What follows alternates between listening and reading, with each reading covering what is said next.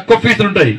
దాన్ని పనిచేసే ఉపాధ్యాయులు కూడా ధర్మము, సనాతన ధర్మము, దేశం అనేటువంటి ఆలోచనతో మాత్రమే తక్కువ శాలరీస్తో పనిచేస్తారు. తక్కువ ఫీజులు ఉంటుంది దానిలో కూడా. దానిలో దేశము ధర్మం గురించి ఎక్కువ ఆలోచిస్తాడు. దానిలో నేను అదే స్కూల్ నుంచి చదువుకొని వచ్చి నేను కూడా ఒక మామూలు కుటుంబంతో వచ్చిన. పొద్దున్న నాకు కూడా స్కూల్కి పోవడానికి కష్టం ఉండే. మా నాన్న ప్రభుత్వ ఉపాధ్యాయుడు, మా అమ్మ కూడా ఒక ప్రైవేట్ స్కూల్లో పనిచేస్తుండే. మా కూడా తిండి కష్టం ఉండే. స్కూల్కు పొద్దున 7 గంటలకు ఇక్కడి కోర్టు దగ్గర నుంచి శిశుమంది స్కూల్ అంటే 4-5 కిలోమీటర్లు నడుచుకుంటూ పొద్దున టిఫిన్ బాక్స్ పెట్టుకొని అన్నం లేకుండా దాని పెరుగు, రోజు పెరుగు అన్నము దాని చట్నీ వేసుకొని ఇక్కడి నుంచి 7 గంటలకు 8 గంటలు నడుచుకుంటూ పోదు అక్కడ స్కూల్. లేకుంటే రిక్షాలో పోవాలంటే ఆటో పోవడం ఆ స్తోమత కష్టం అప్పుడు. కాబట్టి ఇటువంటి పరిస్థితుల్లో స్కూల్ ఫీజు కట్టడమే కష్టం. ఇట్లా అనేక ఇబ్బందులు మీలకనే నేను పడ్డా. చాలా ఇబ్బందులు పడ్డా నేను.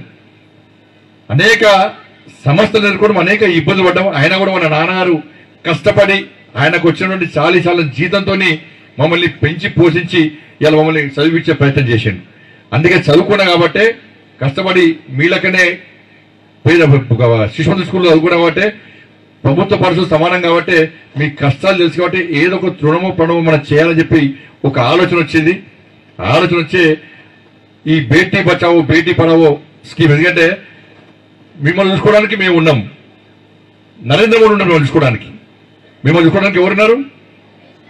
కానీ మమ్మల్ని చూసుకోవడానికి ఎవరు లేరు. అప్పుడు స్కూళ్ళు సరిగా లేవు, బుక్స్ సరిగా ఉండకపోతుండే, బట్టలు ఉండకపోతుండే, చెప్పులు ఉండకపోతుండే, సైకిల్ ఉండకపోతుండే, బస్సులు ఉండకపోతుండే, ఏమీ ఉండకపోతుండే. కానీ ఇవాళ మిమ్మల్ని చూసుకోవడానికి నరేంద్ర మోడీ గారు ఉన్నారు. అన్ని చేస్తున్నానే.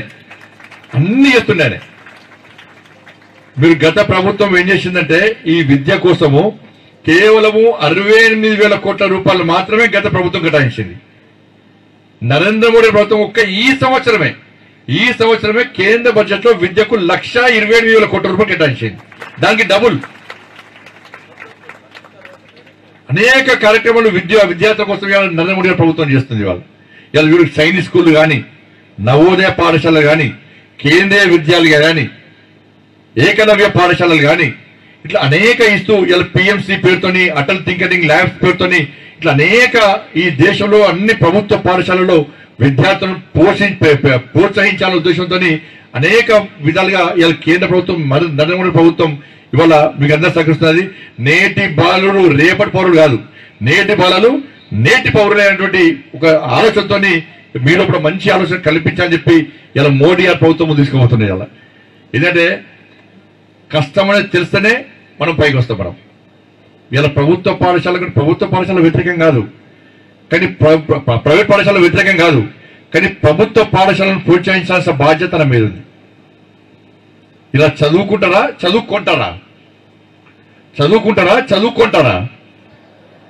చదువుకునేటి ప్రభుత్వ పాఠశాలలు, చదువుకునేటి కొన్ని ప్రైవేట్ పాఠశాలలు. కాబట్టి ఈ అవమానాలు ఇవన్నీ పట్టించుకోవాలి తప్ప మనకు లక్ష్యం ఉండాలి. బాబాసాహెబ్ అంబేద్కర్ మీ అందరూ తెలుసు. ఆయన స్కూల్లో రానియలే, పక్కన కూర్చోనియలే, లోపల రానియారు. ఆయనకు బట్టలు లేవు, చెప్పులు లేవు, పైసలు లేవు, ఫీజు కడదామంటే పైసలు లేవు. కానీ చదువుకుందామనే ఆలోచన సమాజం హేళన చేస్తుంది, చులకన చేస్తున్నది, ఇబ్బంది పడుతున్నారు, ఏటికి హానిస్తలేరు. కానీ బాబాసాహెబ్ అంబేద్కర్ ఇప్పుడు కూడా అరే నన్ను సమాజం హేళన చేస్తున్నది, నన్ను చదువుకోనిస్తలేరు, నాకు పైసలు లేవు, నన్ను వేరే రకంగా చూస్తున్నారని చెప్పి అంబేద్కర్ బాధపడలే. అప్పుడు అంబేద్కర్ బాధపడితే రాజ్యాంగం వచ్చేది కాదు, మనం బతికేటోళ్ళం కాదు. కానీ అంబేద్కర్ చేసిన అరే ఈ సమాజం ఏం చేస్తుంది, ఈ సమాజం నన్ను ఏం చేస్తుంది, నన్ను హేళన చేస్తుంది, నన్ను ఏం చేస్తారు. నాకు లక్ష్యం ఉంది, ఈ దేశం కోసం పనిచేయాలి, పేద ప్రజల కోసం పనిచేయాలి, పేదలను సమాజ స్థాయికి తీసుకురావాలి, ఈ హేళన చేసే పరిస్థితి నెక్స్ట్ భావితలకు రావద్దు అని చెప్పి ఒక లక్ష్యాన్ని ఎంచుకొని బాబాసాహెబ్ అంబేద్కర్ కష్టాలన్నింటినీ భరించి ఒక విద్యావంతుడుగా తయారై ఈ భారతదేశానికి భారత రాజ్యాంగాన్ని అందించిన గొప్ప వ్యక్తి ఇలా బాబాసాహెబ్ అంబేద్కర్. ఆయన వల్ల స్ఫూర్తి ఒక లక్ష్యం ఉంది ఆయనకు. కానీ మీరు కూడా ఏం చేయాలంటే ఒక లక్ష్యాన్ని ఎంచుకోవాలి, ఒక మంచి కార్యం చేయాలి.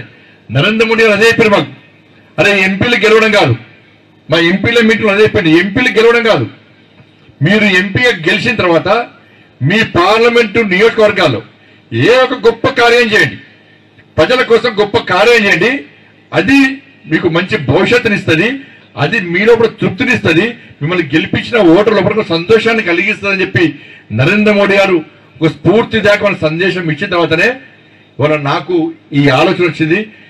తప్పకుండా విద్యార్థులందరినీ ఆదుకోవాలని చెప్పి ఒక ఆలోచనతో ఈరోజు మనం ఈ కార్యక్రమం చేపట్టాం. ఎందుకంటే 10th స్టూడెంట్స్ అందరూ కూడా మార్నింగ్ పోతారు.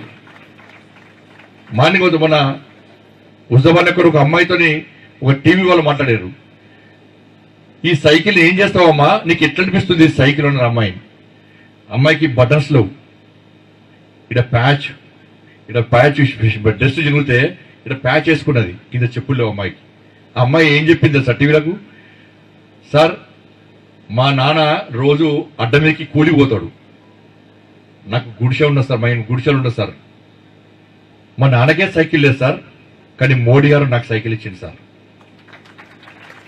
ఏం చేస్తాము మా సైకిల్ అంటే, సార్ రోజు పొద్దున్న లేచి మా నాన్నను రోజు అడ్డ మీద దించిన స్కూల్కి వస్తా. ఇదంటే 10th స్టూడెంట్స్ అందరు కూడా ఇలా మార్నింగ్ స్పెషల్ క్లాసెస్ ఉంటాయి, మీకు ఈవినింగ్ స్పెషల్ క్లాసెస్ ఉంటాయి. ఈ సమయానికి పోలేక క్లాస్లో అటెండ్ చేయలేక పేరెంట్స్ ఏం చేస్తున్నారంటే, అరే ఎట్లా నువ్వు పోతలేవురా, మనం చదువుకునే స్తోమత లేదు, నువ్వు స్కూల్ బంద్ చేయి, చదవద్దేమద్దు, 10వ క్లాస్ మనం పాస్ కాము, మన స్కూల్ పోలేము, బంద్ చేయని చెప్పంటారు.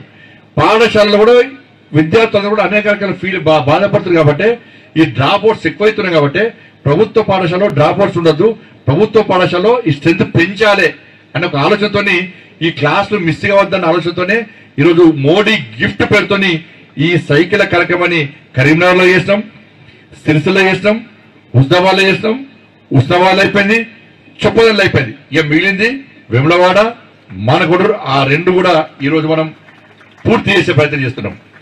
కాబట్టి ఒక మంచి ఆలోచనతో మీకు సైకిల్ ఇస్తున్నాం. కాబట్టి మీరు లక్ష్యాన్ని నేర్చుకోవాలి. ఇక్కడ అర్చన ఎస్పీ గారు ఉన్నారు, అర్చన ఎస్పీ గారు అంతకుముందు చదువుకున్నారు.